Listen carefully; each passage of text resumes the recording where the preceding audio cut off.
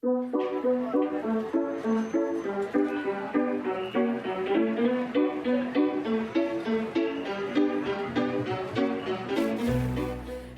tout le monde, ici Marjorie Théodore au micro.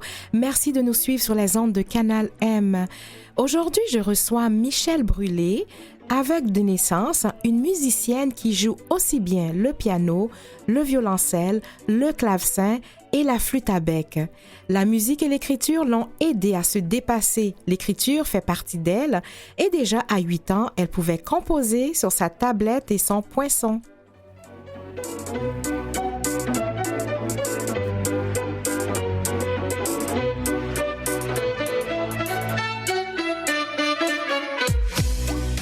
Bonjour Michèle Brûlé. Bonjour Marjorie. Alors, bienvenue à Vivement les femmes.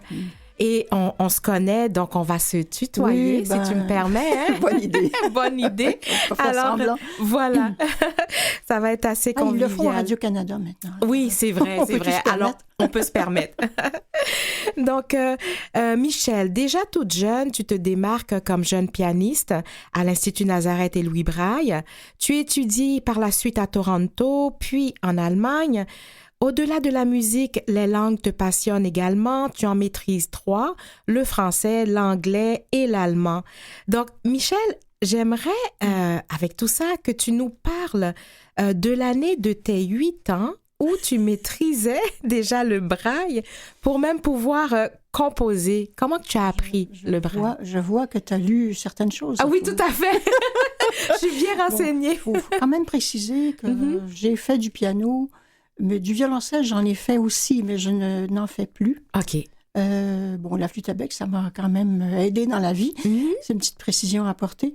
Oui, en fait, le braille, c'est... À l'époque, quand j'ai commencé à écrire, on n'apprenait pas le braille, on apprenait à lire et à écrire. Alors, évidemment, la façon normale, naturelle, c'était de le faire en braille. Donc, quand j'ai commencé à apprendre la musique, le solfège et tout, eh bien, ça se faisait en braille aussi. Okay. Et puis, prendre un petit poinçon, c'est comme prendre un crayon, sauf qu'on fait des petits trous avec. Hein.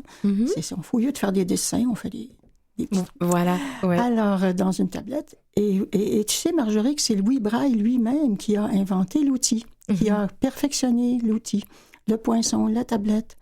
On découvre toutes sortes de choses quand on s'occupe de Louis Braille. Oui. Alors, oui, c'est comme ça que j'ai commencé à écrire toutes sortes de choses. J'avais une petite histoire à un moment donné. Je m'étais inventé un petit personnage qui s'appelait Gouin le marin et qui, évidemment, parcourait le monde pour piquer les méchants. OK. Bien sûr, écoute. Puis en musique, j'écrivais des petits trucs. À un moment donné... C'était tellement drôle parce que j'avais dit que j'avais écrit, la langue m'avait fourché un petit peu, puis j'avais dit que j'ai écrit une bourrée de bac. Okay. Ah oui. Alors oui. Mettons qu'on peut enlever bac. Hein, j'ai toujours retenu celle-là parce que j'avais tellement eu honte. J'ai écrit une bourrée de bac. Voilà. Ben oui.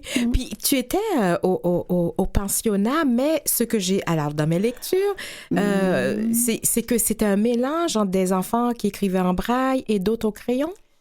C'est-à-dire que non, à mon époque, tout le monde faisait du braille. OK, d'accord. Tout le monde, même les personnes qui voyaient bien. Et je sais que les bonnes sœurs même mettaient un linge posaient un linge sur les doigts des personnes qui voyaient assez pour qu'elles n'aient pas la tentation de regarder avec les yeux. De toute façon, lire le braille avec ses yeux, ça se fait, mais c'est quand même fatigant. Oui. Puis, beaucoup de ces personnes-là, ces enfants-là, allaient plus tard perdre encore de la vision. Alors, c'était mieux qu'elles apprennent à lire et à finalement fonctionner en braille. Oui. Alors, je comprends que ce pensionnat était quand même spécialisé pour les enfants. Tout à fait. Ah, OK, d'accord. Tout à fait. Alors, si on avait nos modèles, nos professeurs se servaient elles-mêmes de ce qu'elles enseignaient. OK. Ce qui n'est plus le cas aujourd'hui. Oui. Loin s'en faut. Oui. Alors, si vous imaginez, par exemple, des parents d'enfants voyants qui se feraient dire vous savez, votre enfant va apprendre à écrire, mais les professeurs ne se servent jamais de ce qu'ils enseignent. Mm-hmm. C'est un petit peu l'équivalent de ça aujourd'hui. Mm-hmm. Alors, voilà, je suis partie sur mon dada. Non, mais tout à fait. On va y revenir plus loin, oui, Michel. Oui. Ce que je voulais voir aussi, justement, pour qu'on puisse faire peut-être la différence ou des corrélations avec ce qui se fait aujourd'hui, l'accompagnement se faisait comment au pensionnat pour les jeunes? Écoute, on allait à l'école comme tout le monde. Il n'y avait rien de spécial. OK. Non, écoute, et puis moi, je veux dire, je courais partout, et puis non, il n'y avait pas on n'avait pas de canne, il n'y avait pas de ce genre de truc-là. C'est ça. Non. Ouais. Et les devoirs, tout se faisait, puis vous étiez à l'école comme tout le monde. On était autonome dans les devoirs. On n'avait pas constamment quelqu'un à côté de nous pour nous. Non, on faisait les devoirs de façon autonome. Il y avait l'étude qui était réservée pour ça. Oui. Et puis, si toi, tu avais envie de faire autre chose que des devoirs, comme être dans la Lune, c'est ça. C'était non, il n'y avait pas ce genre d'accompagnement à tout prix, puis il y avait la musique, il y avait les arts ménagers, il y avait de tout, quoi. On faisait notre propre ménage, comme dans la plupart des pensionnats, j'imagine. Oui. Et puis c'était comme ça, c'était normal. C'est ça. Puis à l'époque, le pensionnat, on dormait là, je crois. Hein? Tout à fait. C'est ça, voilà. Oui, il n'y avait pas d'interne de jour. C'était... D'abord, de toute façon, il n'y avait qu'une école à l'époque. Moi, c'est Nazareth. Tout court. Institut Nazareth et Louis Braille? OK, d'accord. Non, Nazareth Louis Braille, c'est plus tard, ça. OK. Alors, moi, c'est Nazareth tout court. L'école, il y avait des garçons jusqu'à la 4e année, incluse. Et après ça, les garçons s'en allaient à Louis Braille. C'est plus tard, après moi, là, on a fait une fusion. OK. Alors, mais moi, c'était à Montréal. Et puis, on était où, là? C'est ça. Les lieux, ce ne sont pas les lieux actuels? Oui, non, de toute façon, tout ça, c'est terminé. Ça n'existe plus vraiment. Comme c'est... Mais c'était... Oui, c'est ça que je disais. Donc, c'était la seule école. Et l'école recevait des jeunes de partout au Québec. OK. Alors, il y en avait autant de Gaspésie, d'Abitibi, du Saguenay. Oui. Des gens qui n'avaient pas la chance de voyager, d'aller chez eux très, très souvent. Hein. Et puis, ceux de Montréal devaient faire comme les autres. Hein. Un peu plus tard, on a commencé à sortir une fois par 2 semaines, mais au début, c'était une fois par mois pour les chanceux de Montréal. Ouais. Mais après ça, il y en a d'autres qui ne sortaient que 2 fois par année ou même 1 fois par année pour les vacances d'été. Mais c'était comme ça dans tous les pensionnats. C'est ça, oui, je pense que... Il n'y avait rien de spécial là-dedans. Oui.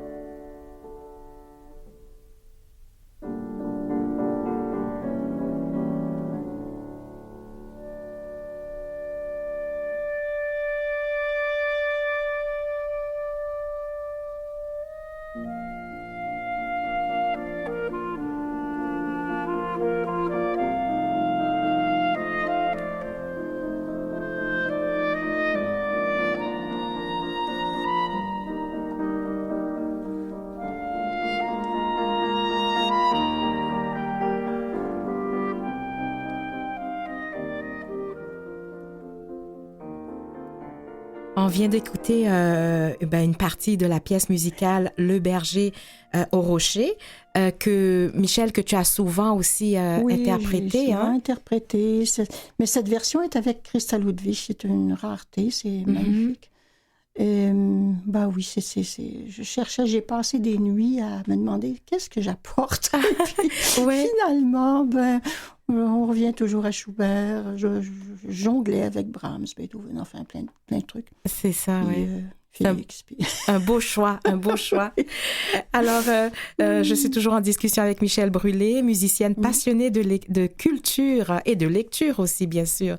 Donc, Michel, dis-nous comment tu es arrivé là, à jouer autant d'instruments de musique. Comment que ça a été dans le temps? D'accord. J'ai commencé le piano à l'âge de 7 ans, je crois, oui. on est venu me chercher dans la classe et puis on m'a dit, toi, t'es bonne en classe, t'apprends le piano. Bon.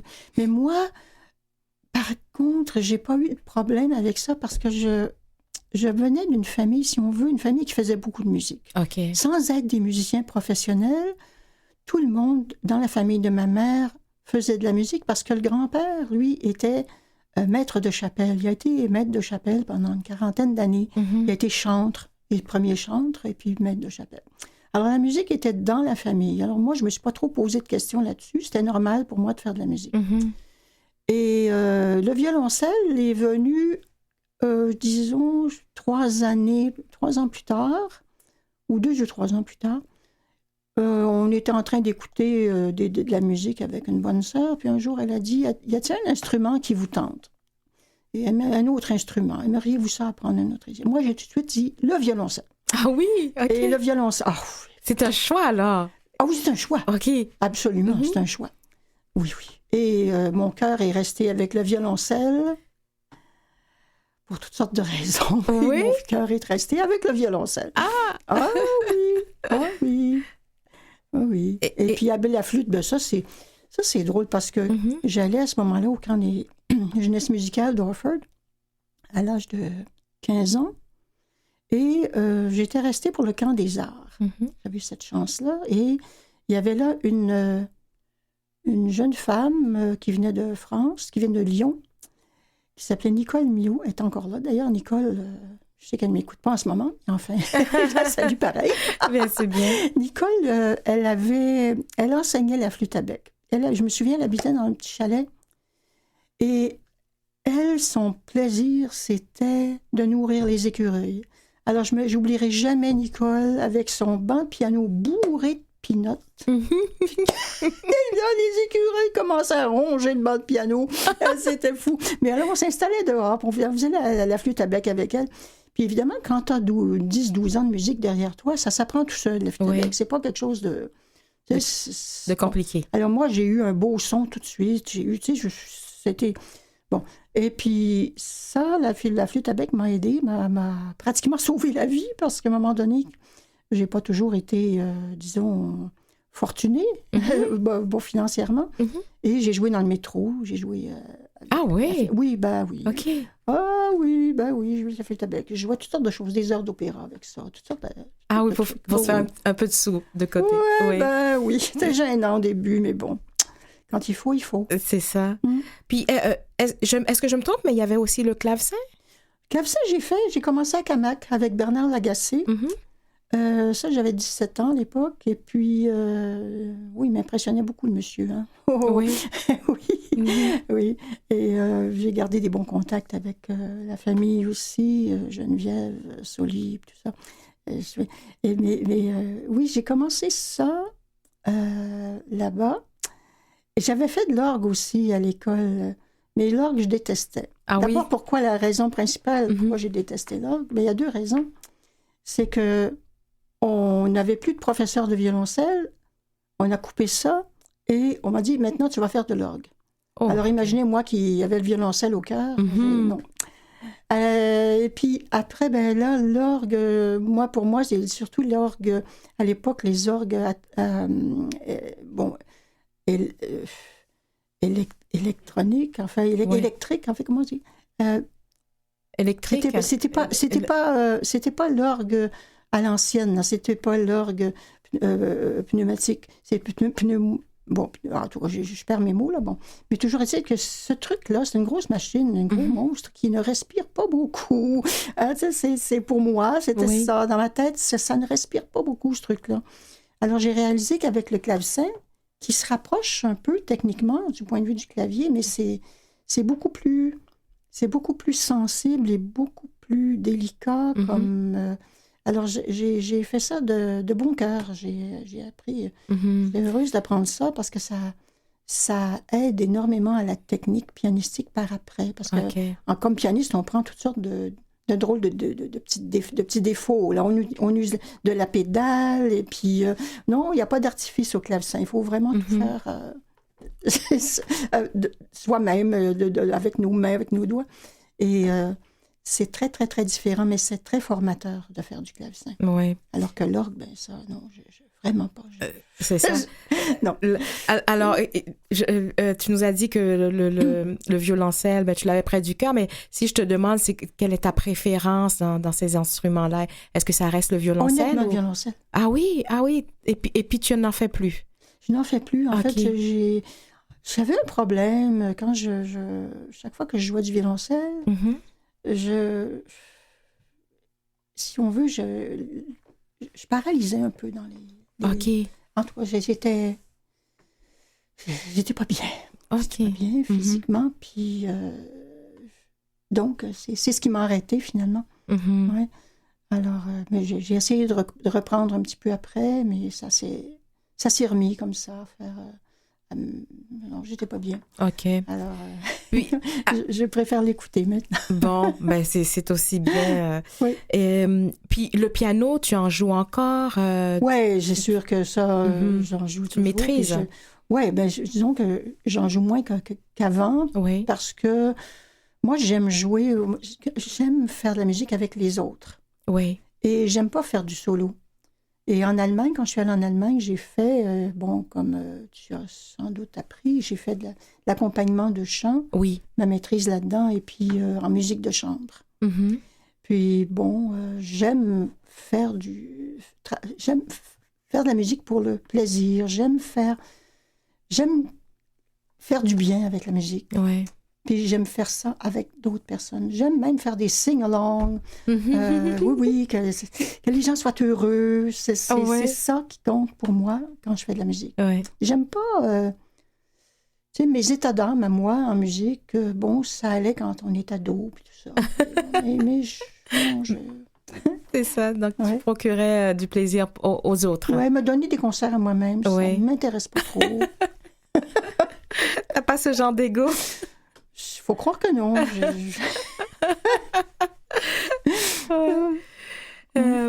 Alors, ça m'amène à te parler de l'étranger. Tu as vécu à l'étranger. Alors, tu peux nous en parler? C'est en Allemagne, je crois. Oui, j'ai commencé par vivre 4 ans à Toronto. Oui. Bon, on parle anglais. C'était à l'époque de Toronto the Good. J'entends Mathieu qui rigole. Oui, c'est ça, Mathieu rigole. Ouais. Mais bon, c'est ça. Et ensuite, je suis partie en Allemagne.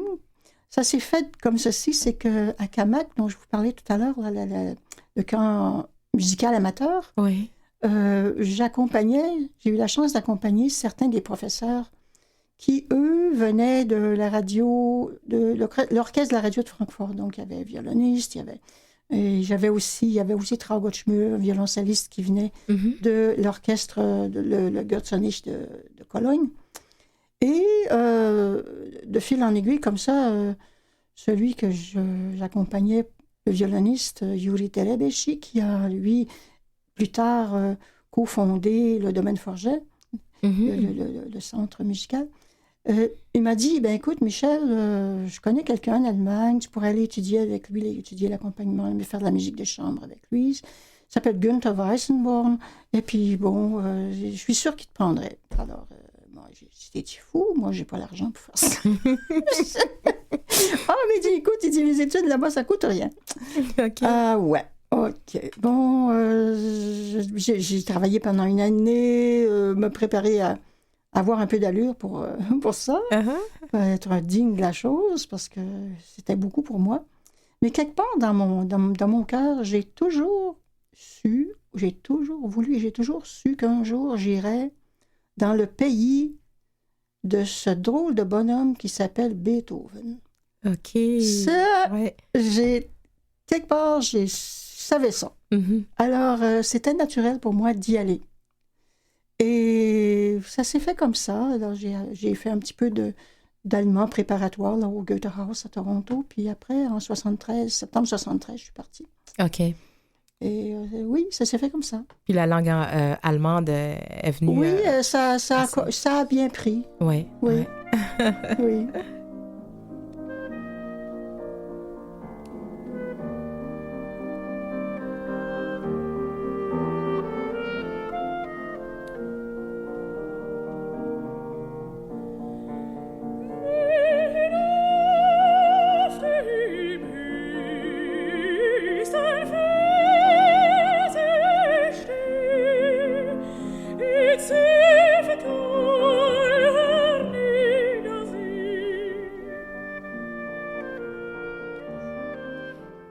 toujours en compagnie de Michèle Brûlé, musicienne passionnée de culture. Michèle, moi, je vais t'amener sur le terrain du braille. Je sais que tu défends très, très bien le braille. D'abord,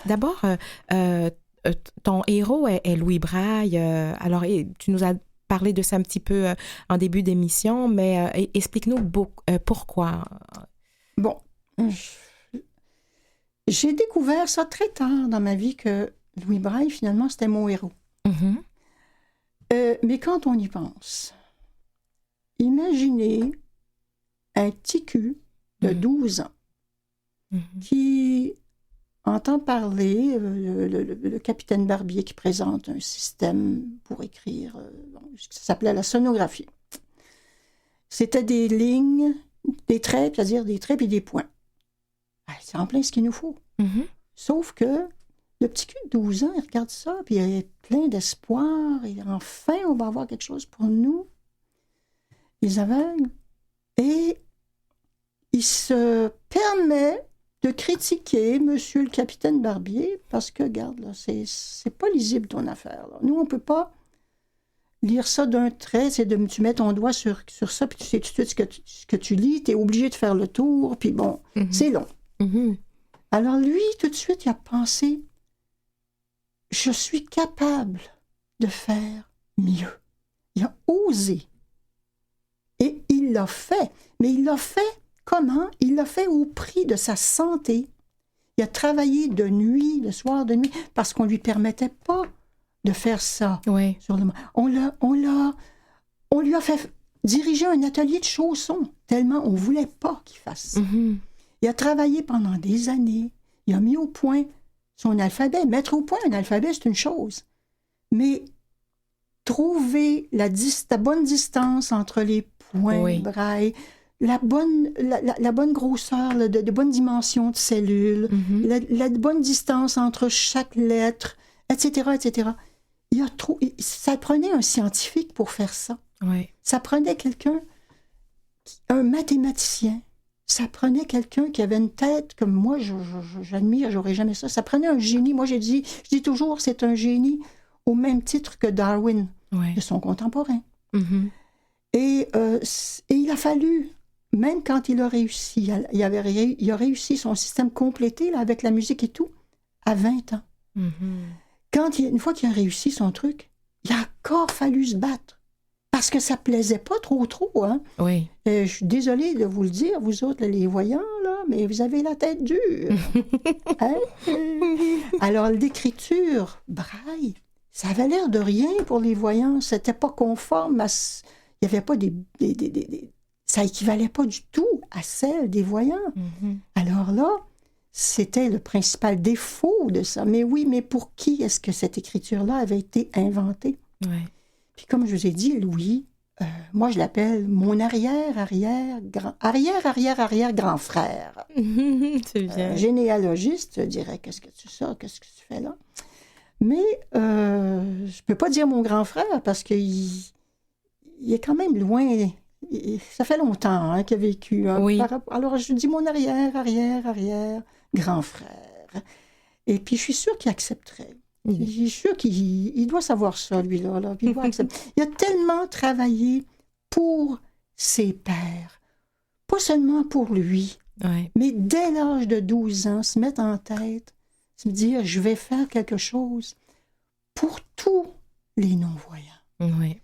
Puis s'y tenir, puis travailler au prix de sa santé, je trouve ça absolument... j'ai pas de mots. Oui. J'ai pas de mots. Mm-hmm. Ben, merci pour ce beau témoignage-là pour Louis Braille, en effet. Mais maintenant, comme le braille tend à disparaître, hein, puis les lecteurs braille sont peu nombreux, pourquoi, selon toi? Ce n'est pas le braille qui disparaît. Nous avons, quand moi j'apprenais, puis quand mes contemporains étudiaient, il y avait très peu de livres. Ils étudiaient, ils avaient tous appris en braille, mais il y avait très peu de livres. C'était long faire un livre en braille, et ça coûtait cher, évidemment. Bon. Aujourd'hui, on n'en a jamais fait autant de livres en braille. Mais bientôt, il n'y aura plus personne pour les lire. Pourquoi? Parce que on s'est dit, nos enfants, on va les intégrer dans les écoles. Mhm. Je ne suis pas contre, absolument. Oui. C'est pas ça qui est le problème. Le problème, c'est qu'on n'a pas les moyens de le faire. On ne s'est pas donné les outils pour le faire correctement. Mhm. Puis ça se comprend. Le Québec est immense. Tu as des enfants éparpillés partout. Comment veux-tu être certain d'avoir le professeur qui va enseigner Oui. à lire et à écrire à chaque enfant aveugle? Mhm. Non, aujourd'hui, on n'enseigne plus à lire et à écrire, on enseigne le braille dans une petite classe en isolement. Les petits copains, eux, ils apprennent pas ça, ils apprennent d'autres choses, ils écrivent autrement. C'est plate, t'es tout seul en isolement, t'apprends ton écriture spéciale pendant que les autres s'en vont faire du sport ou vont à la bibliothèque. Ça te donne envie de l'apprendre, le braille. C'est bien plus facile en audio, c'est bien plus facile avec l'iPhone. Mais comme ça, qu'est-ce qui va arriver à un moment donné? Exactement. Tu vas te retrouver en situation de travail. Vous savez que les personnes qui trouvent un emploi, la grande majorité, ce sont des utilisateurs de braille, des lecteurs de braille. Oui. Parce que écrire au son, on va me dire tout le monde le fait. T'es où? T'es accent aigu. Mhm. C'est vrai, c'est accent aigu. Oui. Bon. Mais vous autres, les voyants, vous avez le choix. Mhm. Vous pouvez. Si moi, le jour où on me dira, vous autres, les voyants, là, vous acceptez de ne plus lire. Mhm. Vous acceptez de ne lire qu'au son et de n'écrire qu'au son. Vous avez 2 bonnes oreilles comme les miennes, là, la plupart d'entre vous. Hein? Vous êtes capable de faire ça. Bon. Moi, c'est pas l'histoire de lire en audio ou de pas lire en audio. Je lis beaucoup en audio. Il faut prendre tout ce qu'on peut. Oui. Hein? Oui. Et c'est très agréable, c'est divertissant, etc. Mais tu peux pas lire avec la même profondeur. Oui, je comprends. Tu peux aisément t'imaginer, Marjorie. Tout à fait, Bon, tout à fait. Voilà. Alors, le jour où on me dira, un voyant dit, oh oui, on accepte de faire ça. Lire seulement en audio, après tout, on est capable. C'est bien, Michel. Hein? On Vous poursuit. voyez le non-sens. Oui, tout à fait. Bon. on poursuit tout à l'heure. Voilà.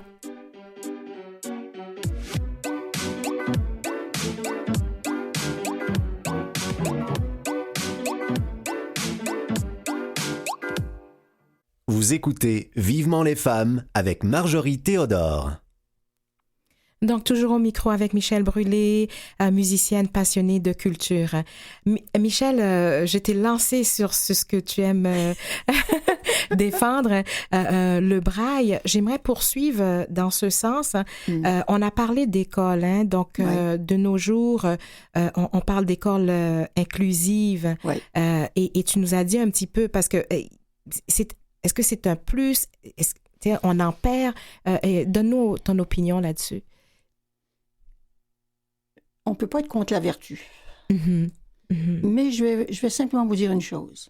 On se targue au Québec, et ailleurs sans doute, d'inclusivité. Oui. Alors que la profession d'enseignant est une avenue exclue. Alors que les personnes non-voyantes sont maintenant exclues de la profession enseignante, pour toutes sortes de raisons. Je ne vais pas m'aventurer là-dedans. Oui. Je ne suis pas une spécialiste, mais le fait est qu'il n'y a plus d'enseignants non-voyants. Alors qu'autrefois, c'était une avenue qu'on avait appris à considérer comme possible. On avait appris qu'on pouvait peut-être en rêver, comme réalisable. Pas moi, pas dans mon cas moi, parce que moi, je me considère pas comme... je suis pas très pédagogue, j'ai peut-être pas la patience qu'il faut. Bon. Mais il y a eu des enseignants non-voyants exceptionnels. Alors, c'est ça, l'inclusivité. Oui. Bon, je n'irai pas plus loin. D'accord. On a parlé de l'audio. L'audio prend une grande place dans ce sens. Par contre, ce que tu nous dis pour l'apprentissage, le braille est encore la meilleure solution. Pour l'apprentissage, bon, on va faire une nuance parce qu'aujourd'hui, tout le monde l'a fait. Disons que pour une personne qu'on appelle fonctionnellement non-voyante, Oui.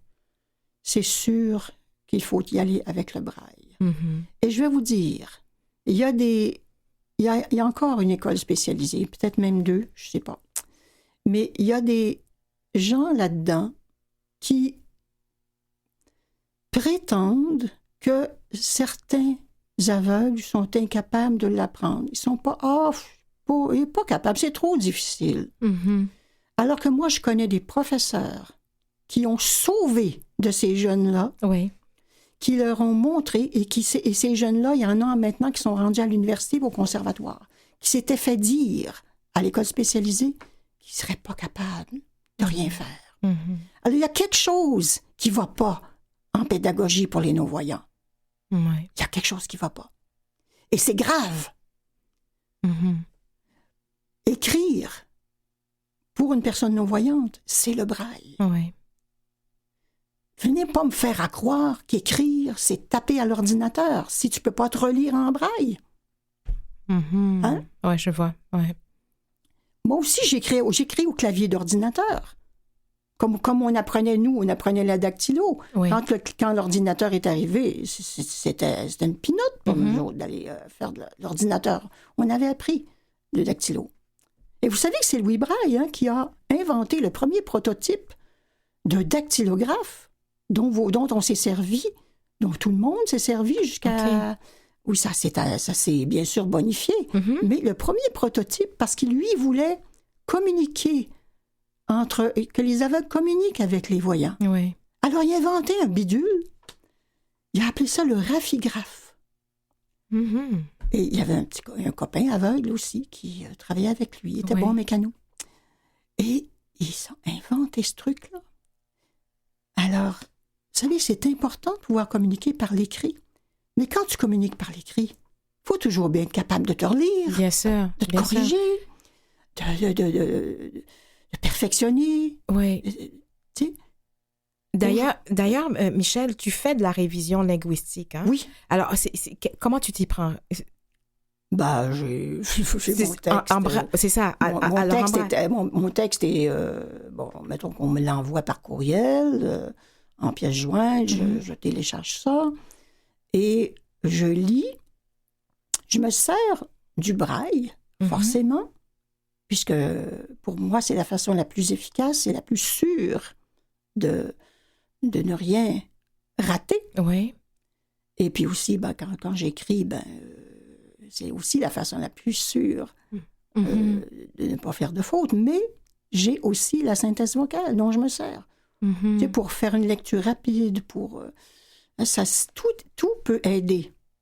Mais la grammaire, l'orthographe, la syntaxe, Oui. tout ça, comment peut-on l'acquérir si on n'écrit plus? Surtout une personne qui aime lire. Une personne qui aime lire va écrire d'autant plus facilement. Mais c'est sûr que si tu n'aimes pas lire, si tout ce que tu veux faire dans la vie, c'est jouer aux cartes, bon, tu as quand même besoin du braille parce qu'il faut que tu identifies tes cartes. Hein? Tout à fait. Oui, mais il y en a que pour qui le braille, c'est devenu ça. Un dépanneur ne servant qu'à identifier les cartes. Bon, c'est qu'est-ce que mon pauvre arrière grand-frère penserait de ça après s'être battu toute sa vie pour donner la lumière par l'écrit aux aveugles. Je sais pas, ça me tue.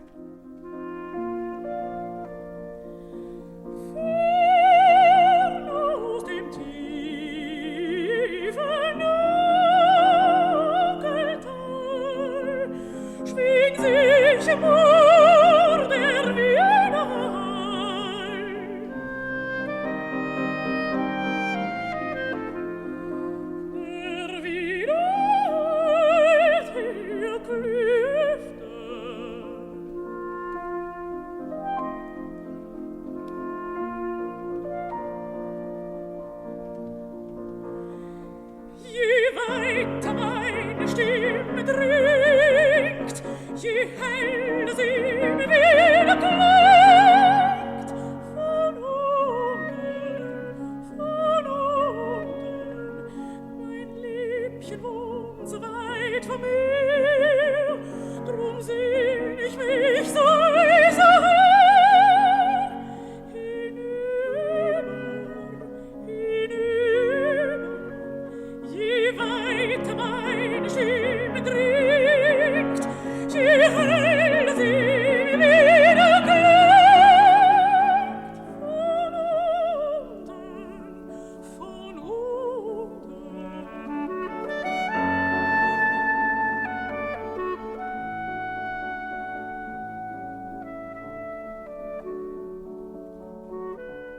Alors, Michel, je t'amène vers une autre passion, disons. Oui. Alors, tu verras que j'ai bien lu. Alors, tu t'es remariée en 2001 avec André Vincent, qui a également un handicap visuel. Est-ce que tu le connais? Oui. Je le connais en plus très, très bien. Alors, j'ai adoré faire avec Lynn Roy, d'ailleurs, poursuivre la recherche. Oui. Il y avait des choses que je savais quand même. Alors, André Vincent, vous êtes tous les deux passionnés de voyage, hein? Vous voyagez énormément.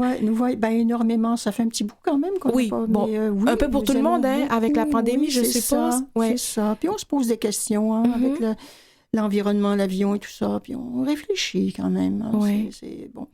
Mais oui, André et moi, en fait, c'est moi qui organise les voyages. Oui. Puis je pense qu'André ne m'en voudra pas de dire que c'est moi qui l'ai un petit peu amené à ça. Okay. Il aimait beaucoup le voyage. Il faisait des voyages professionnels, mais il est très intéressé, par l'histoire et tout, puis autonome et tout ça.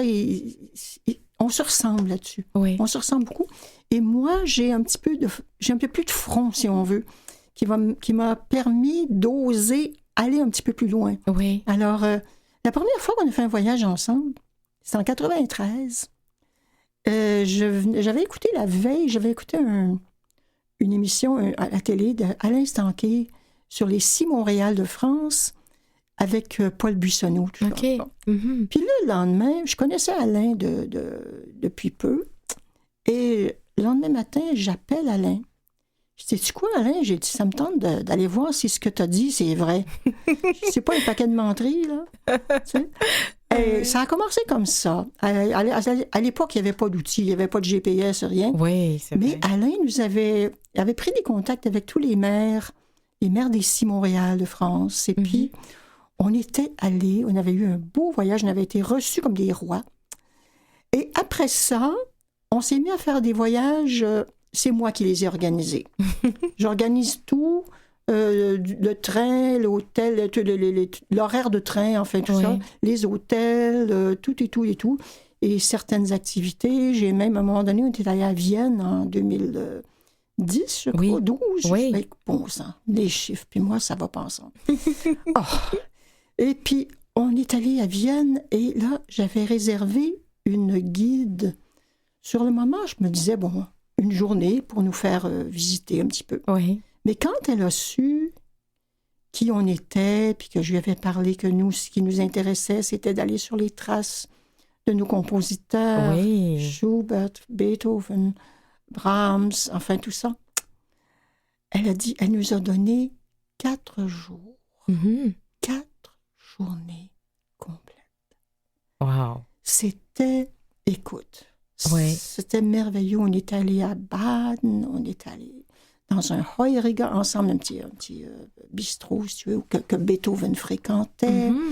On est allé à toutes sortes de pays. La maison de naissance de Schubert, la maison où il est décédé, chez son frère Ferdinand. On est allé... oui, bien sûr, à Schönbrunn. Bon, ça fait partie du package. Ah oui. Quand même, André a bien aimé ça, toucher les robes de Sicile. De tout le monde, de Sicile. Oui, bien sûr. Et non, c'est très beau quand même. Alors, non, c'était... Il nous arrive toutes sortes de choses en voyage. On rencontre des gens, toutes sortes d'aventures qui sont magnifiques et puis que nous partageons ensemble. Même si le voyage, on en fait un peu moins maintenant, on a de beaux souvenirs et on partage plein de trucs. Te rappelles-tu ça? Te rappelles-tu? Oui, c'est magique, ça crée des souvenirs. Ah oui, puis on les retrouve dans les livres, hein, avec nos lectures. On nous amène souvent dans des lieux qu'on a visités. Oui. Oui, souvent.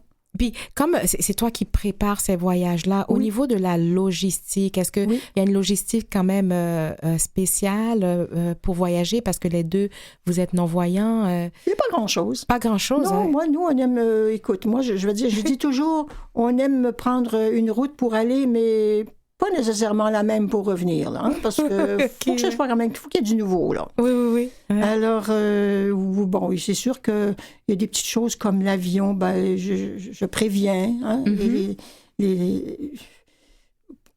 parce que c'est à l'accueil, c'est quand même intéressant d'avoir de l'aide. Oui. Ce genre de choses. Les gares en France, en Allemagne, en Autriche, la même chose.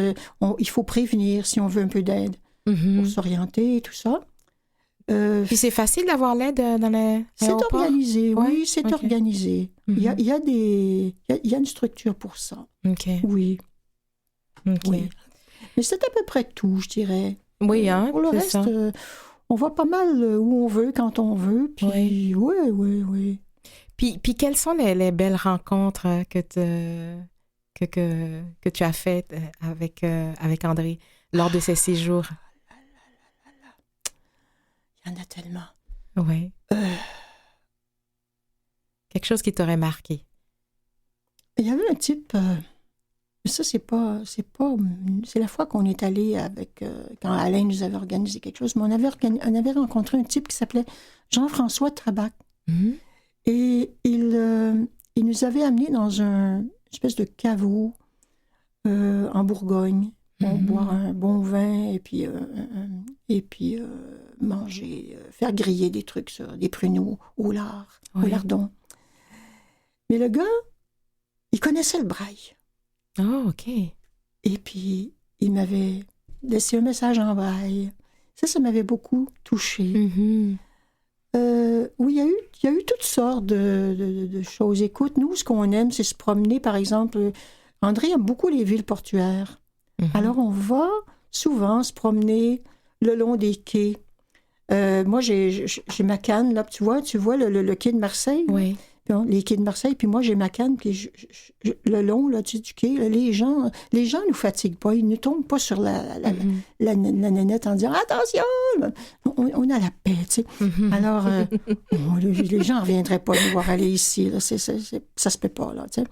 Oui. Mais bon, toujours est-il qu'on rencontre comme ça des gens, à un moment donné, on cherche un endroit où manger. Et puis, il y a un marin qui dit « Hey, allez pas là, c'est des attrape-touristes, là! » Bon, alors, c'est sûr, tu sais. Alors, là, on s'envoie. Oui, conseillez-nous, dites-nous où aller. Oui. Mais tu sais, on parle à tout le monde. Pour moi, je cherche pas tant les rencontres qui vont... Oui, il y en a des rencontres qui nous laissent des souvenirs, mais comme, j'ai la mémoire que j'ai au moment où j'en parle, peut-être que plus tard, ça va me revenir. Mais c'est surtout le fait de vivre avec les gens. C'est ça qui nous intéresse, c'est de vivre avec les gens. Oui. Nous, on ne recherche pas les musées, puis les grandes églises, puis tout ça, là. Oui, bon, voir une cathédrale de temps en temps, c'est bien, surtout s'il y a un beau concert. Oui. Bon. Mais tu sais, c'est souvent... Ah oui, bien sûr que j'en ai un beau souvenir. Seigneur, c'est pas possible, j'ai failli l'oublier. Un jour, on s'en va, André et moi, on dit on va aller au Panthéon. Oui. Bon, alors on part le bidule, le GPS. Dans ce temps-là, c'était pas des GPS comme aujourd'hui, là. Puis il s'arrête à la moitié du temps parce que, bon, les murs sont... les façades sont trop élevées à Paris, hein, alors ça bloque. On finit par arriver là. Puis là, évidemment, il n'y avait pas de visite guidée. Alors, on rentre là-dedans quand même. Là, c'est une immense galerie, là. Bon.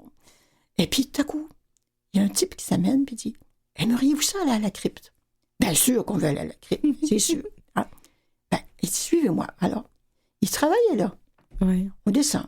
Puis là, on rencontre évidemment Rousseau puis Voltaire qui se font face puis qui s'engueulent. Bon, ben, alors, et puis, on rentre dans la crypte proprement dite. Là, il arrive, il dit « Attendez-moi là. » Il nous laisse devant une grille. « Attendez-moi, je reviens. » Là, il part à courir. Là, il revient avec un gros trousseau de clés. Tu sais, le geôlier des célèbres trépassés, là. Oui. Bon. Alors, il arrive avec son gros trousseau de clés. Puis là, il ouvre une porte? Oui. Ouais. La grille. Ouais. Et il dit, j'ai une surprise pour vous. Il dit, j'ai pas le droit de faire ça. Et le gars, il s'appelait Ricardo, je m'en souviens. J'ai pas le droit de faire ça. Mais il dit, pour vous deux, je vais vous montrer la tombe de Louis Braille. Oh, Ça, c'était en 2012, je crois. Ouais. Ou non, c'était bien avant ça, 2003. Mhm. En tout cas, toujours est-il que, Ah, c'est une belle histoire. écoute, on a touché la chose, Mhm. mais c'est tout ce que ça représente. Hein. Oui. Ricardo, il avait tout compris.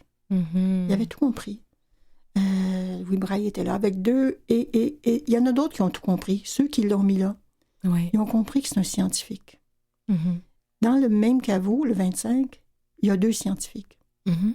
Alors, c'est 3 scientifiques. C'est ça qui me fait le plus chaud au cœur, Ok. c'est qu'il soit reconnu Oui. comme un scientifique. Oui. Après qu'on on a eu médité tout notre sou, on sort de là, puis il nous ouvre, Ricardo, il nous ouvre le caveau voisin, Mhm. le 24. Victor Hugo, Mhm. Émile Zola, et tout récemment, Alexandre Dumas. Oui. Il venait tout récemment de les Oui. rejoindre, ces deux-là. Oui. Là, je me disais, moi, à moi-même, comment a-t-il su que c'est ceux-là qu'on voulait voir? Comment a-t-il su? Mais c'était ça. Ça, c'est un souvenir magnifique. Oui. Puis il y en aurait comme ça. Là. Il faudrait que juste qu'il m'arrête. Puis... Mais c'est magnifique. Mais merci pour celui-là. Désolée Et... si j'ai failli t'oublier. Ah ouais, parce que c'était important. Arrière, grand-frère, Ouais, franchement. ouais. Très Je fais émouvant. dur. On est allé à Couvray aussi. Mhm. Mais ça m'a beaucoup marqué. Oui, Oui. oui. Merci. Parce qu'il a été enfin reconnu. Oui, Oui. en effet. Mm.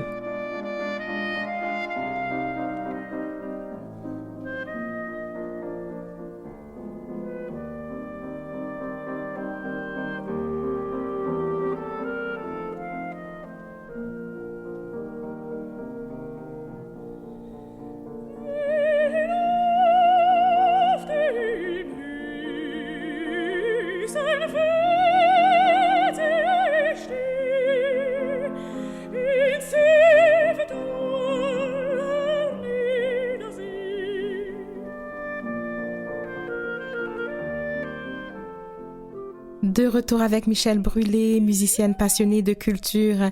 Michèle, écoute, je t'écoutais puis je t'aurais écouté pendant des heures parce que en plus tu racontes tellement bien les histoires en faisant même les bruits et tout. Donc alors, c'était beau à voir et à entendre. Donc, Merci. alors... On parle maintenant d'écriture parce que je sais que tu es aussi une passionnée de l'écrit, tu écris beaucoup. Sur quoi écris-tu? J'ai écrit sur toutes sortes de sujets un peu, autrefois, là, des trucs bon, pour les organismes et tout ça, Oui. mais j'aime moins ça. J'ai recommencé, peut-être avec la pandémie, j'ai recommencé à écrire des choses plus personnelles. Mm-hmm. Je ne sais pas ce que j'en ferai. Mais des choses comme ce que je viens de vous raconter, par exemple. Oui. J'en ai mis par écrit. J'ai mis d'autres trucs. Des choses plus personnelles. Des Alors, carnets de voyage? Non, j'ai pris des notes. OK. Mais sans doute que j'essaierai d'inclure ça. C'est pas chronologique. C'est pas encore... Tu sais, je ne prétends pas écrire... De mémoire ou d'autobiographie, rien comme ça. Mais oui, je fais des... Je me dis, quelque part, je veux laisser quelque chose. Oui. Je sais pas à qui, mais je veux laisser quelque chose. Puis bon, si on aime, tant mieux. Si on n'aime pas, ben là... Oui. Ce besoin, un petit peu, c'est peut-être l'âge qui fait ça. Je sais pas. Mais oui, j'écris... Puis assez sérieusement, oui. Assez sérieusement, hein? Oui. Qu'est-ce que ça t'apporte, l'écriture? Je pense que ça m'apporte de résoudre certains conflits avec moi-même. Oui. Ça m'apporte une certaine harmonie, finalement. Il faut vaincre certains de ces démons. Oui. Et puis, ça m'apporte peut-être ça aussi. C'est ce besoin que... Oui, je pense que c'est ça. Oui. Puis en même temps, ben, je me dis, comme Jeannette, je veux témoigner. Oui, oui. Je sais pas trop encore de quoi. De quoi? Oui, ben je sais. T'as beaucoup de choses. Je sais, oui, ouais, c'est ça. Ouais. C'est que ça devient un peu pêle-mêle, mais non, j'essaie quand même de structurer puis de ramasser ça. Mais oui, je veux témoigner, puis je veux témoigner du fait que je suis pas juste une aveugle, je suis une personne. Tout à fait. Puis, tu sais, il arrive toutes sortes de choses dans la vie d'une personne, et une personne aveugle. Ouais. C'est sûr que ça... J'ai toujours eu la difficulté à harmoniser cette dualité. Et je commence tout juste maintenant à le faire. À le faire, oui. Ouais. Oui. Oui. As-tu des moments précis où tu aimes écrire, ou ça vient comme ça vient? Le matin, je suis plus en forme. Oui. Le matin, mais je peux écrire toute la journée. Alors là, il faut faire attention, parce que moi, quand je pars, j'oublie tout le reste. Alors là, si André a faim, là, il faut qu'il se manifeste. Oui. Ouf. Ben oui. Oui. Le temps passe, et puis bon, voilà. C'est ça. C'est ça. Et quand tu te mets à écrire, tu écris sur l'ordinateur? Oui. Oui. Ah, j'aurais bien aimé pouvoir écrire en manuscrit, mais c'est ça. Oui, hélas. Oui, tout à fait. Tout à fait. Mais c'est déjà ça. Ouais. Donc, la passion, l'écriture, c'est une passion. Est-ce qu'il y a d'autres passions ou que tu partages avec André? Oh, la musique, bien sûr. Ah oui, la musique aussi. Oui, tout à fait. André a toujours, je pense, aimé la musique. Son grand-père maternel chantait, il aimait chanter, tu sais. Et puis, il a toujours aimé la musique. Mais de façon un peu plus structurée, c'est avec moi qu'il a... Et André, il se rappelle avoir vu des portées, puis tout ça, parce que lui a étudié, il est allé à la petite école, avec les voyants, tout ça. Mais il se rappelle avoir vu des portées. Mais la musique, aujourd'hui, je pense qu'il se la figure mieux en braille. Oui. Parce qu'il a commencé à l'apprendre plus systématiquement avec moi. Et son oreille commence à se former. Il a beaucoup, beaucoup progressé. Son oreille musicale a beaucoup progressé. Il entend des choses qu'il n'entendait pas avant. Et ça, pour moi, ça me fait beaucoup de... Je suis très heureuse quand ça lui arrive. Parce que moi, je découvre des choses tout le temps, des nouvelles choses quand j'écoute une pièce. Mais là, lui aussi en découvre. Okay, puis ça m'allume beaucoup. Oui. Oui.